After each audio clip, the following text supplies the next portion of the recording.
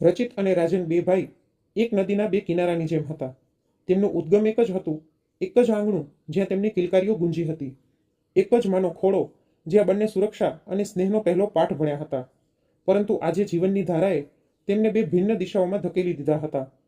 મોટો ભાઈ રચિત સફળતાના એ શિખર ઉપર ઊભો હતો જ્યાંથી નીચે જોવા પર બીજા માણસો નાના અને મહત્વહીન નજર આવે છે. રૂપિયા અને મિલકતની કોઈ કમી નહોતી. તેનો આલિશાન બંગલો તેના વૈભવનો પ્રતીક હતો, જે કોઈ મહેલથી ઓછો નહોતો. માર્બલનો ફ્લોર, કાચની દિવાલો, ડિઝાઇનર ફર્નિચર, કિંમતી ઝુમર, તેના કબાટ દુનિયાના મોંઘાથી મોંઘા ડિઝાઇનરોના પરિધાનોથી ભરેલા હતા. અને તેની સાંજ મોટી મોટી પાર્ટીઓની ચકચકાટમાં ડૂબેલી રહેતી હતી. પરંતુ આ ચકચકાટે તેની આંખો ઉપર અભિમાનની એવી પટ્ટી બાંધી દીધી હતી કે તેને સંબંધોનું મહત્વ અને માણસાઈની ચમક દેખાવી જ બંધ થઈ ગઈ હતી. તેની પત્ની જિજ્ઞા પણ એ જ આકારમાં ઢળેલી હતી. તેની નજરમાં વ્યક્તિનું કદ, તેના સામાજિક હોદ્દા, તેના બેંક ખાતામાં નોટોની સંખ્યા અને તેના કપડાની કિંમતથી માપવામાં આવતું હતું. તે પોતાની બહેનપણીઓની પાર્ટીઓમાં રાજન અને તેના પરિવાર વિશે વાત સુદ્ધા કરવી પણ પોતાનું અપમાન સમજતી હતી. અને ત્યાં બીજી બાજુ નાનો ભાઈ રાજન હતો. તેની દુનિયા રચિતની દુનિયાથી ઘણી દૂર હતી. તે પોતાની 3 પૈડાવાળી રિક્ષાનું હેન્ડલ પકડીને શહેરના ભીડથી ભરેલા રસ્તા પર પોતાની જિંદગીની ગાડી ખેંચી રહ્યો હતો.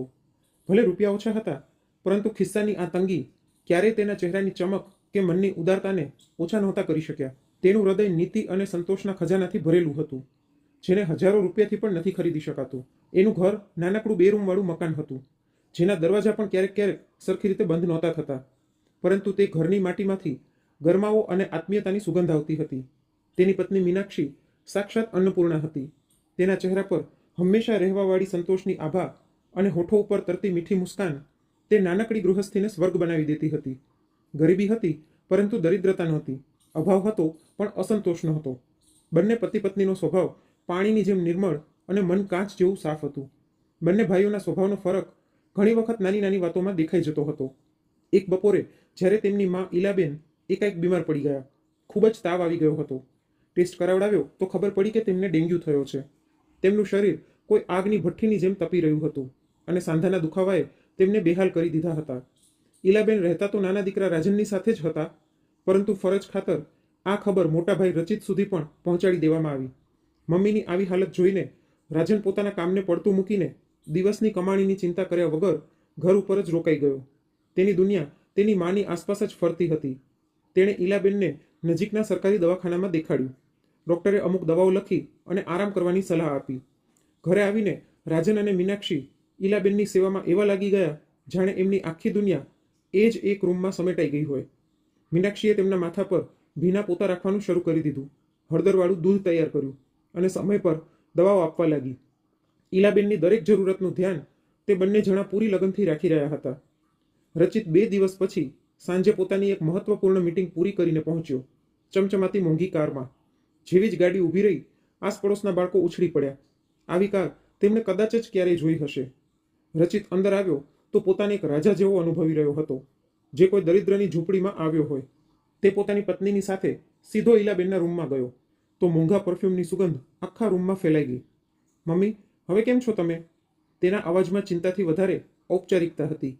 ઈલાબેને નબળાઈથી આંખો ખોલી અને ફિક્કી મુસ્કાન સાથે કહ્યું, પહેલા કરતાં બરાબર છું બેટા, અને જલ્દી જ પૂરી રીતે ઠીક થઈ જઈશ. રાજન અને મીનાક્ષી મારી ખૂબ જ સેવા કરી રહ્યા છે. ત્યારે મીનાક્ષી તાજા ફળોના રસથી ભરેલો ગ્લાસ એક સાધારણ ટ્રેમાં લઈને રૂમમાં આવી અને સાસુમાને પીવડાવવા લાગી. ત્યારે ઈલાબેન હસીને બોલ્યા, જોઈ રહ્યા છો, આખો દિવસ આવી રીતે જ સેવા કરે છે મારી. આના રહેતા મને કંઈ થઈ શકે છે ભલા? આ વાત સાંભળીને જિજ્ઞાએ મોઢું બગાડ્યું. રચિતે રૂમમાં ચારે તરફ એક નજર નાખી, જાણે કોઈ વસ્તુનું મૂલ્યાંકન કરી રહ્યો હોય. તૂટેલો સડી ગયેલો જૂનો કબાટ, દિવાલ ઉપર ઉખડેલી પોપડીઓ, જૂનો પંખો. પછી આજુબાજુ જોતા નફરતથી બોલ્યો, છી, આટલું ગંદુ! મચ્છર બણબણી રહ્યા છે ચારે બાજુ. જો મચ્છરોને મારવા માટે સ્પ્રે કરાવડાવ્યો હોત ને તો આજે મમ્મી બીમાર ના પડ્યા હોત. તમારા લોકોથી એટલું પણ ન થઈ શક્યું? આ સાંભળીને ઈલાબેન બોલ્યા, મચ્છર મારવાની દવાની ગંધ મને માફક નથી આવતી. એનાથી મને શ્વાસ લેવામાં તકલીફ થવા લાગે છે, એટલા માટે નથી કરાવડાવ્યું. થોડીવાર બંને પતિ પત્ની અસહજતાથી બેઠા રહ્યા. પછી રચિતે પૂછ્યું, કયા ડૉક્ટરને બતાવ્યું છે? સરકારી હોસ્પિટલના ડૉક્ટરને બતાવ્યું છે ભાઈ, રાજને સહજતાથી જવાબ આપ્યો. દવાઓ અસર કરી રહી છે. આટલું સાંભળતા જ રચિત ચોંકીને પોતાની જગ્યાએથી ઊભો થઈ ગયો. સરકારી દવાખાનામાં? તેનું મોઢું બગડી ગયું. તેના અવાજમાં ક્રોધ અને હેરાનીનું મિશ્રણ હતું. તારી હિંમત કઈ રીતે થઈ મમ્મીને સરકારી હોસ્પિટલે લઈ જવાની? ત્યાં શું સરખો ઈલાજ થાય છે? ત્યાં તો લોકો બસ મરવાની રાહ જોઈ રહ્યા હોય છે. જો રૂપિયાની તંગી હતી તો મારી પાસે માંગી લેવા હતા. કમસે કમ મારી આબરૂનો તો ખ્યાલ કર્યો હોત તે. એવું બોલતા રચિત પોતાના ખીચામાં હાથ નાખીને પાકીટ કાઢી જ રહ્યો હતો કે ઈલાબેને પોતાના ધ્રુજતા હાથે તેને રોકી લીધો. ના રચિત, મારે કોઈ પ્રાઇવેટ દવાખાનાની જરૂરત નથી. મારા માટે સૌથી મોટી દવા મારા છોકરાઓનો પ્રેમ છે, અને તે મને અહીં ભરપૂર મળી રહ્યો છે. જેટલું ધ્યાન આ બંને રાખી રહ્યા છે ને, એટલું તો મોટી હોસ્પિટલમાં નર્સો પણ ન રાખે. રચિતે પોતાની મમ્મીની વાત સાંભળીને ના ખુશીથી મોઢું ફેરવી લીધું. તેના મનમાં વિચાર આવ્યો, હું ઈચ્છું તો શહેરના સૌથી મોટા ડોક્ટરને હમણાં જ અહીં ઊભો કરી શકું છું, પરંતુ આ જૂના ઘરમાં તેને બોલાવીશ તો મારું જ ખરાબ લાગશે. તેણે તરત પોતાનો અત્યાધુનિક મોબાઈલ કાઢ્યો અને શહેરના એક પ્રખ્યાત ડોક્ટરને ફોન લગાડ્યો. ફોન ઉપર તેણે મમ્મીની સ્થિતિનું સંક્ષિપ્ત વિવરણ આપ્યું અને પછી ફોન કાપીને એક વિશેષજ્ઞની જેમ બોલ્યો. ડોક્ટરે કહ્યું છે કે મમ્મીને નારિયેળ પાણી અને બકરીનું દૂધ પીવડાવો, એનાથી પ્લેટલેટ્સ જલ્દીથી વધશે. એટલું કહીને તેણે ખીચામાંથી 5,000 રૂપિયાની અમુક કડક નોટો કાઢી અને ઈલાબેનના તકિયાની નીચે રાખતા બોલ્યો, આ લ્યો મમ્મી, પોતાના માટે નારિયેળ પાણી અને બકરીનું દૂધ મંગાવી લેજો. અને રાજન, કોઈ વસ્તુની જરૂરત હોય તો કહી દેજે. તેની બોલવાની છટા એવી હતી જાણે તે કોઈ ખૂબ જ મોટું દાન આપી રહ્યો હોય. આ દરમિયાન મીનાક્ષી રસોડામાંથી જ્યુસના 2 બીજા ગ્લાસ લઈને આવી. ભાઈ, ભાભી, તમે લોકો પણ જ્યુસ પી લો. રચિત અને જિજ્ઞાએ એકબીજા તરફ જોયું. તેમના ચહેરા પર એક અજીબ ઘૃણાનો ભાવ હતો. તેમણે ગ્લાસને અડ્યા વગર જ કહ્યું, ના, અમને ઈચ્છા નથી. હાલો, હવે મોડું થઈ રહ્યું છે. અમારી રાતની ફ્લાઇટ છે, જિજ્ઞાએ પોતાની મોંઘી ઘડિયાળમાં જોતા કહ્યું. પછી ઈલાબેન તરફ જોઈને એક ઔપચારિક વાક્ય પોતાના મોઢેથી કાઢ્યું, પોતાનું ધ્યાન રાખજો મમ્મી. પછી બંને જણા દરવાજાની તરફ એવી રીતે આગળ વધ્યા જાણે કોઈ કેદમાંથી છૂટી રહ્યા હોય. ત્યારબાદ બંનેનો એક ફોન પણ આવ્યો નહીં માનો હાલચાલ પૂછવા માટે. રૂપિયા આપીને રચિતે પોતાના દીકરા હોવાની ફરજ જો નિભાવી દીધી હતી. ઈલાબેનના મનમાં પોતાના મોટા દીકરા અને વહુની આ નિષ્ઠુરતા લાગી આવી, જ્યારે રાજન અને મીનાક્ષીની નિસ્વાર્થ સેવાએ તેમના ઘાયલ મન ઉપર મલમનું કામ કર્યું. જિજ્ઞા પોતાના દેર અને દેરાણીને નીચા દેખાડવા અને અપમાનિત કરવાનો કોઈ અવસર છોડતી નહોતી. જ્યારે પણ ક્યારેક કોઈ પારિવારિક કારણથી રાજન અને મીનાક્ષીને તેમના ભવ્ય મહેલ જેવા ઘરે જવું પડતું, જિજ્ઞાની આંખોનું સ્કેનર તેમના સાધારણ કપડા પર ટકી જતું. તે સોફા પર પાથરેલા મોંઘા આસન પટ્ટાને તેમના બેઠા પછી એવી રીતે સાફ કરતી જાણે તેમના બેસવાથી તે અપવિત્ર થઈ ગયા હોય. એક વખત તેણે મેણા મારતા કહ્યું, મીનાક્ષી, ક્યારેક કંઈક વ્યવસ્થિત કપડાં પણ પહેરી લેતી જા. હંમેશા આ સસ્તી સાડીઓ પહેરે છે. મારી પાસે તો એટલા નવા ડ્રેસ અને સાડીઓ છે કે હું તેમને 1 કે 2 વખતથી વધારે પહેરતી જ નથી. જોતા હોય તો કહી દેજે, આપી દઈશ. એવા ડ્રેસ છે જે તે સપનામાં પણ નહીં જોયા હોય. આ શબ્દો કોઈ ઓગળેલા પારાની જેમ રાજનના કાનોમાં ઉતરી જતા. તેનું લોહી ઉકળવા લાગતું, પરંતુ તે અપમાનનો ઘૂંટડો પીને રહી જતો. તે પોતાની ગરીબી ઉપર નહીં, પોતાની ભાભીના હલકા વિચાર ઉપર શરમસાર થતો. જ્યારે મીનાક્ષી એક શાંત મુસ્કાનની સાથે જવાબ આપતી, દીદી, ઈશ્વરે અમને જેટલું પણ આપ્યું છે ને, અમે એટલામાં જ ખૂબ જ ખુશ છીએ. સમાજ અને સંબંધોમાં રચિત અને જિજ્ઞાનો રૂઆબ આકાશ પર હતો. હર કોઈ તેમની સંપત્તિના ગુણગાન ગાતા. તેમની બહેન અમી પણ પોતાના રૂપિયાવાળા ભાઈ ઉપર જીવ ન્યોછાવર કરતી હતી. તેને લાગતું હતું કે તેના સાસરામાં એની જે પ્રતિષ્ઠા છે એ રચિતના રૂપિયા અને રૂઆબના કારણે જ છે. જ્યારે નાના ભાઈને તો એ પૂછતી પણ નહોતી. થોડાક જ દિવસોમાં પરિવારમાં એક મોટો વિવાહનો પ્રસંગ આવવાનો હતો. અમી એટલે કે ઈલાબેનની એકની એક દીકરીની લાડલી સંતાનના લગ્ન નક્કી થઈ ગયા હતા. આ આખા પરિવાર માટે એક ઉત્સવ જેવી તક હતી. પરંતુ અહીં જ આવવાની હતી સાચી પરીક્ષા, સંબંધોની ઊંડાઈ અને સંપત્તિ તથા ગરીબીની પરખ. અમી અને તેનો પતિ સુબોધ પોતાની દીકરીની લગ્નની તૈયારીઓમાં દિવસ રાત લાગેલા હતા. મહેંદીથી લઈને કેટરિંગ સુધી બધું જ શહેરના સૌથી મોટા આયોજકો દ્વારા નક્કી કરવામાં આવી રહ્યું હતું. આપણી દીકરીના લગ્ન એવા હોવા જોઈએ કે વર્ષો સુધી લોકો ચર્ચા કરે, અમી પોતાના પતિને કહેતી. એક દિવસ તે અને તેના પતિ સુબોધ એક શાનદાર ડિઝાઇનર કાર્ડ લઈને રચિતના ઘરે પહોંચ્યા. ઘરના ડ્રોઈંગ રૂમમાં સોફા ઉપર મખમલી કુશન સજાવેલા હતા. પડદા જાણે એવા કે કોઈ 5 સ્ટાર હોટલના હોય, અને કાચનું ઝુમર પ્રકાશ વિખેરી રહ્યું હતું. કલાક બેઠા, ચા નાસ્તા કર્યા. વાતચીતમાં વારંવાર લગ્નના ખર્ચા અને પ્રતિષ્ઠાનો ઉલ્લેખ થતો રહ્યો. ભાઈ, તમારે સહપરિવાર આવવાનું છે. તમારા આશીર્વાદ વગર આ લગ્ન અધૂરા છે. અમીએ ખૂબ જ માન સન્માનથી ભાઈ અને ભાભીને આમંત્રણ આપ્યું. જિજ્ઞાએ હસીને કહ્યું, અરે, અમે તો આમે તેને અમારી દીકરી જેમ જ માનીએ છીએ. આ લગ્ન પણ અમારા માટે પોતાની દીકરીના લગ્ન જેવા જ છે. રચિત બોલ્યો, તું ટેન્શન ના લે અમી, બધી વ્યવસ્થા શાહી અંદાજમાં થશે. ક્યાંક મારી જરૂરત પડે તો કહી દેજે. એ જ સાંજે એ જ લગ્નનું કાર્ડ રાજનના ઘરે એક નોકરના હાથે મોકલાવી દેવામાં આવ્યું. કાર્ડ આપતી વખતે નોકરે મીનાક્ષીના ચહેરાની તરફ સરખી રીતે જોયું પણ નહીં. બસ હાથમાં કવર પકડાવ્યું અને કહ્યું, મેડમે મોકલાવ્યું છે, લગ્ન 6 ઓક્ટોબરના છે. મીનાક્ષીએ હસીને ધન્યવાદ કહ્યું, પરંતુ મનના એક ખૂણામાં આ વાત ખૂંચી ગઈ. સાંજે જ્યારે રાજન ઘરે આવ્યો અને કાર્ડ જોયું તો એક ઊંડો શ્વાસ લીધો. માને કાર્ડ દેખાડીને બોલ્યો, મમ્મી, દીદીએ પોતે આવવાના બદલે નોકરની હાથે કાર્ડ કેમ મોકલાવ્યું? શું હું તેનો સગો નથી? ઈલાબેનના ગળામાં શબ્દો અટકી ગયા. તેઓ જાણતા હતા કે અમીની નજરમાં રૂપિયા જ બધું છે, કેમ કે રચિતના લીધે તેને માન અને સન્માન મળતું હતું, રાજનના લીધે નહીં. આ અપમાન રાજન અને મીનાક્ષીના મનમાં ખટકતું હતું, પરંતુ તેમણે ચૂપચાપ બધું સહન કરી લીધું. લગ્ન નજીક આવતા જતા હતા. ઘર ઘરમાં ચર્ચા હતી કે અમીના જમાઈ પક્ષને લાખોનું કરિયાવર આપવામાં આવશે. રચિત અને જિજ્ઞા આ લગ્નને પોતાના રૂઆબનું પ્રદર્શન માની રહ્યા હતા. ઈલાબેનનું હૃદય પોતાના નાના દીકરાની આર્થિક સ્થિતિ અને સમાજમાં તેના સંભવિત અપમાનની કલ્પનાથી ડરી રહ્યું હતું. એક દિવસ તેમણે હિંમત કરીને રચિતને કહ્યું, બેટા રચિત, તું શગુનમાં ખૂબ વધારે રૂપિયા ન આપતો, એટલા જ આપજે કે તારો નાનો ભાઈ પણ તારી બરાબરી કરી શકે. સમાજમાં એની પણ કંઈક આબરૂ રહેવી જોઈએ. માની આ વાત સાંભળીને રચિત અને જિજ્ઞા જોરથી હસી પડ્યા, જાણે ઈલાબેને તેમને કોઈ જોક સંભળાવી દીધો હોય. જિજ્ઞાએ પોતાના વ્યંગના બાણ ચલાવતા કહ્યું, મમ્મી, અમે તો અમારી ક્ષમતાના હિસાબથી જ આપીશું. એમાં રાજનભાઈની બરાબરી ક્યાંથી આવી ગઈ? તે રિક્ષા ચલાવે છે અને અમે ધંધાવાળા છીએ. અમે પૂરા 1.5 લાખ રૂપિયા આપીશું, 1 રૂપિયો ઓછો નહીં. આખરે સમાજમાં અમારી પણ એક પ્રતિષ્ઠા છે, એક રૂઆબ છે. રચિતે પણ પોતાની પત્નીની હામાં હા ભેળવી. એ તો જાણે આ જ તકની શોધમાં હતો, જ્યાં તે પોતાની પૈસાદારીનું ખોલીને પ્રદર્શન કરી શકે અને પોતાના નાના ભાઈને તેની કિંમત દેખાડી શકે. ઈલાબેનનું મન તૂટીને વિખેરાઈ ગયું. અહીં રાજન પણ ચિંતાના દરિયામાં ડૂબી રહ્યો હતો. એ પણ પોતાની લાડલી ભાણેજના લગ્નમાં દિલ ખોલીને ખર્ચો કરવા માંગતો હતો, પરંતુ રિક્ષા ચલાવીને દિવસના થોડાક રૂપિયા જ કમાવાવાળો માણસ 1.5 લાખનું મામેરું સપનામાં પણ કઈ રીતે વિચારી શકવાનો હતો? મીનાક્ષીએ પોતાના પતિના ચહેરા પર ચિંતાની રેખાઓ ઓળખી લીધી. તેણે રાજનનો હાથ પોતાના હાથમાં લઈને કહ્યું, તમે ચિંતા શું કામે કરો છો?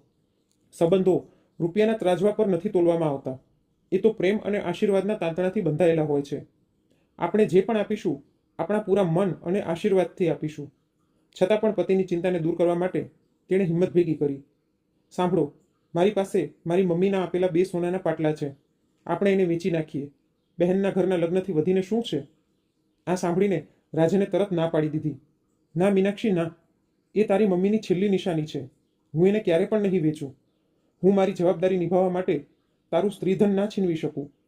હું ક્યાંક ને ક્યાંકથી રૂપિયાની વ્યવસ્થા કરી લઈશ. તેણે પોતાના મિત્ર પાસેથી થોડાક રૂપિયા ઉધાર લેવાનો પ્રયાસ કર્યો, પરંતુ ત્યાંથી પણ નિરાશા જ હાથ લાગી.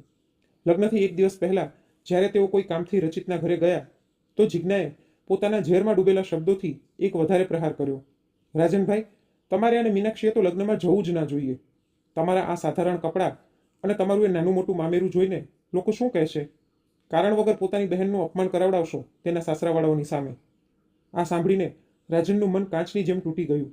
તેને લાગ્યું જાણે કોઈએ તેના આત્મસન્માન પર હથોડીથી પ્રહાર કર્યો હોય. તે કંઈક કહેવા માંગતો હતો, પરંતુ મોટા ભાઈના ઘર અને નાના હોવાની મર્યાદાએ તેના હોઠ સીવી દીધા. તે ભારી મનથી ત્યાંથી પાછો આવી ગયો. એ રાત્રે તે સૂઈ ન શક્યો. આગલા દિવસે રાજન પોતાની મમ્મી અને પત્નીને પોતાની રિક્ષામાં બેસાડીને લગ્નના વેન્યુ પર પહોંચ્યો. રિક્ષાની ફટફટનો અવાજ મોંઘી ગાડીઓના હોર્નના શોરબકોરમાં દબાઈ રહ્યો હતો. જેવા જ તેઓ ઉતર્યા, તેમની પાછળ એક ચમચમાતી એકદમ નવી લક્ઝરી કારે હોર્ન માર્યો. રચિત ખૂબ જ રૂઆબથી કારમાંથી ઉતર્યો. તેણે તે કાર એ જ દિવસે 80 લાખ રૂપિયામાં શોરૂમમાંથી કઢાવડાવી હતી, ફક્ત લગ્નમાં પોતાનો રૂઆબ દેખાડવા માટે. આખા લગ્નમાં બસ રચિત અને જિજ્ઞાના જ ચર્ચા હતા. કોઈ રચિતના મોંઘા સૂટના વખાણ કરી રહ્યા હતા, તો કોઈ જિજ્ઞાના લાખોના હીરોના હાર અને ડિઝાઇનર સાડીના. રચિતે બધાની સામે પોતાની બહેન અમીના હાથમાં 1.5 લાખ રૂપિયાનું મામેરું પકડાવ્યું અને કેમેરાઓની ફ્લેશલાઇટ ચમકી ઉઠી. ત્યાં જ રાજન નજરો નીચી કરીને એક ખૂણામાં પોતાની બહેનની પાસે પહોંચ્યો અને ચૂપચાપ 2100 રૂપિયાનું એક નાનકડું કવર તેના હાથમાં આપ્યું. અમીએ કવર લઈ લીધું, પણ તેની આંખોમાં કોઈ ખુશી નહોતી, બસ એક ઔપચારિકતા હતી. આખા સમારોહમાં રાજન અને મીનાક્ષી કોઈ પારકાની જેમ એક ખૂણામાં ઊભા રહ્યા. લોકો એમની પાસેથી એવી રીતે પસાર થઈ રહ્યા હતા જાણે તેઓ અદૃશ્ય હોય. અમી અને તેના પતિએ પણ ઔપચારિક કેમ છો તેના સિવાય કોઈ પણ વાત કરી નહીં. જ્યારે મોટા ભાઈ અને ભાભીને પોતાની દીકરીના સાસરાવાળા સાથે ખૂબ જ ગર્વથી મળાવી રહ્યા હતા. આ મારા ભાઈ છે, ખૂબ જ મોટો કારોબાર ચલાવે છે. ઈલાબેનનું મન પોતાના નાના દીકરાના આ અપમાનથી રડી રહ્યું હતું. તેઓ મનમાં ને મનમાં ભગવાનને તેની પ્રગતિ માટેની પ્રાર્થના કરી રહ્યા હતા. આખરે લગ્ન સંપન્ન થયા. દીકરીની વિદાયના સમયે વાતાવરણ ગમગીન થઈ ગયું અને ભારી મનથી અમીએ પોતાની દીકરીને વિદા કરી અને સાથે દુલ્હનનો ભાઈ એટલે કે અમીનો દીકરો પણ ગયો, જેવો કે રિવાજ હોય છે. વિદાય પછી લગભગ બધા મહેમાન જતા રહ્યા હતા. મંડપમાં હવે ફક્ત પરિવારના અમુક લોકો અને ટેન્ટવાળા જ બચ્યા હતા, જે પોતાનો સામાન ભેગો કરવાની જલ્દીમાં હતા. આ જ આપાધાપીમાં એક મજૂરનો પગ લપસ્યો અને લોખંડનો એક ભારી ભરખમ પોલ સીધો અમીના પતિ સુબોધના માથા પર પડ્યો. એક ક્ષણ માટે ઊંડો સન્નાટો છવાઈ ગયો. આગલી જ ક્ષણે સુબોધના માથામાંથી લોહીનો ફુવારો છૂટ્યો અને તે બેભાન થઈને જમીન પર પડી ગયો. અમીની ચીસે તે સન્નાટાને ચીરી નાખ્યો. કોઈ મદદ કરો, અમને હોસ્પિટલ લઈ હાલો. તેની નજરો સૌથી પહેલા પોતાના રૂપિયાવાળા અને સાધન સંપન્ન ભાઈ રચિત ઉપર પડી. ભાઈ, ભાઈ જલ્દી ગાડી નીકાળો, જુઓ કેટલું લોહી વહી રહ્યું છે. અમી જોર જોરથી રાડો પાડી રહી હતી. એક વખત તો રચિત પોતાની જગ્યાએથી થોડોક હલ્યો, પરંતુ તેના પગલાં પોતાની નવી કાર તરફ આગળ વધવાથી પહેલાં જ રોકાઈ ગયા. તેની આંખોની સામે એક તરફ લોહીથી લથપથ જીજાજી હતા અને બીજી બાજુ તેની બ્રાન્ડ ન્યૂ લક્ઝરી કારની ચળકતી સીટો. તેના દિમાગમાં એક ક્ષણ માટે માણસાઈ અને ભૌતિકવાદની વચ્ચે એક ભીષણ યુદ્ધ છેડાઈ ગયું. લોહીના ધાબા, નવી કારની સીટો ખરાબ થઈ જશે અને આ ધાબા સરળતાથી જતા પણ નથી. આ બધા વિચાર અમુક સેકન્ડમાં તેના દિમાગમાંથી પસાર થઈ ગયા. તે પોતાની જગ્યાએથી ટસથી મસ થયો નહીં. તેને ચિંતા હતી પોતાની નવી મોંઘી કારની. રચિત, જોઈ શું રહ્યો છે? જલ્દી ગાડી નીકાળ, જો કેટલું લાગ્યું છે તારા જીજાજીને. ઈલાબેને રાડ પાડી, પરંતુ રચિતે એક ખૂબ જ વાહિયાત અને શરમજનક દલીલ આપી. મમ્મી, આજે જ શોરૂમમાંથી ગાડી કઢાવડાવી છે, પૂરા 80 લાખની છે, લોહીથી ખરાબ થઈ જશે. આ સાંભળીને અમી અને ઈલાબેનના પગ નીચેની જમીન સરકી ગઈ. જે ભાઈની મિલકત ઉપર તે આટલું અભિમાન કરતી હતી, તેનું આ અમાનવીય રૂપ જોઈને તે સ્તબ્ધ રહી ગઈ. ત્યારે જ પાછળથી ફટફટનો પરિચિત અવાજ આવ્યો. રાજન પોતાની રિક્ષા ચાલુ કરીને ત્યાં પહોંચી ગયો હતો. તેણે એક ક્ષણ પણ બગાડ્યા વગર ટેન્ટવાળાની મદદથી પોતાના જીજાજીને રિક્ષાની પાછલી સીટ પર સુવડાવ્યા. મીનાક્ષીએ સુબોધનું માથું પોતાના ખોળામાં રાખી લીધું અને લોહી રોકવા માટે પોતાની સાડીનો એક છેડો ફાડીને ઘા ઉપર બાંધી દીધો. રાજને રિક્ષાને હવાની ગતિએ હોસ્પિટલ તરફ દોડાવી. અમીનો ચહેરો પીળો પડી ગયો હતો અને મીનાક્ષી સુબોધના માથાની પટ્ટીને સંભાળતા સતત હિંમત આપતી જતી હતી. જેમ તેમ રાજન આખા ટ્રાફિકને ચીરીને પોતાના ઘાયલ જીજાજીને લઈને હોસ્પિટલે પહોંચ્યો. અંદર પહોંચતા જ કમ્પાઉન્ડરે તરત જ સ્ટ્રેચર મંગાવ્યું અને સુબોધને ઇમરજન્સી રૂમમાં લઈ જવામાં આવ્યો.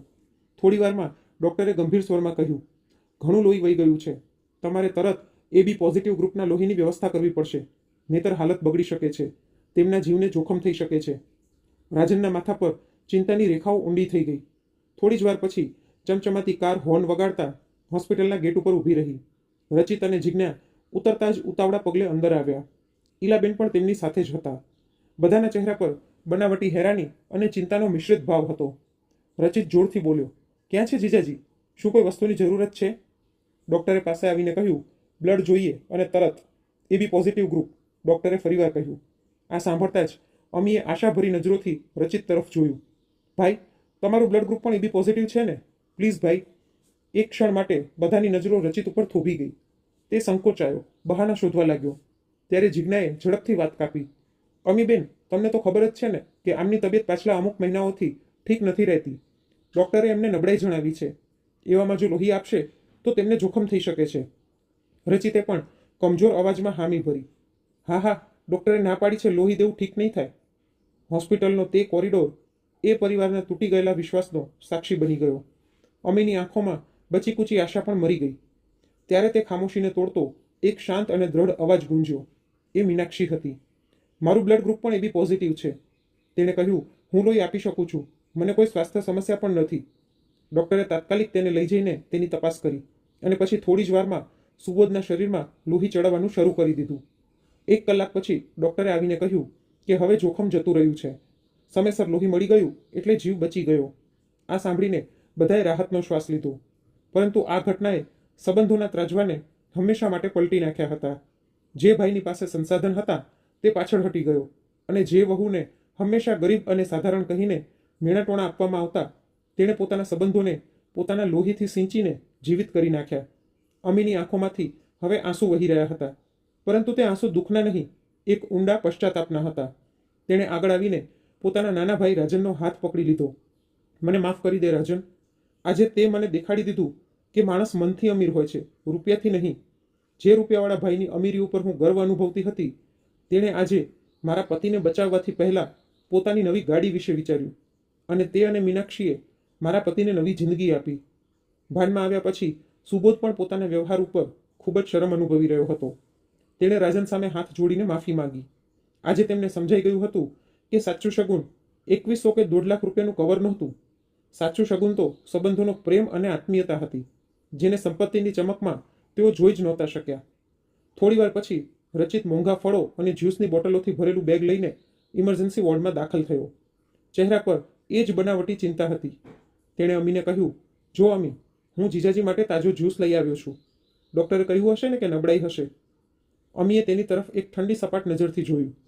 ભાઈ, જ્યારે 5 મિનિટ પહેલાં આમનો જીવ બચાવવા માટે તમારું લોહી જોઈતું હતું, ત્યારે તો તમે પાછળ હટી ગયા, અને હવે આ બધું દેખાવ કરી રહ્યા છો. ત્યાં મારા પતિનું માથું ફાટી ગયું હતું, તેમનો જીવ જઈ રહ્યો હતો, અને તમને પોતાની મોંઘી ગાડીની પડી હતી. એક ક્ષણ માટે પણ તમે વિચાર્યું એ કહેવાથી પહેલાં કે મારા પતિના લોહીથી તમારી ગાડી ગંદી થઈ જશે?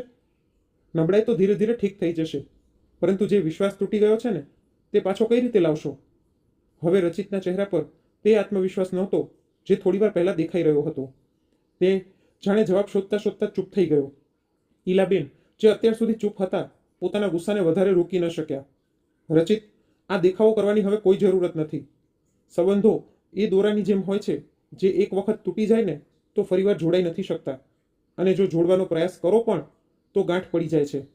તે પોતાની જિંદગીમાં ઘણી ધન સંપત્તિ કમાણી, પણ જ્યારે જિંદગીએ તને માણસાઈની કસોટી પર પારખ્યો તો તું નાપાસ થઈ ગયો બેટા.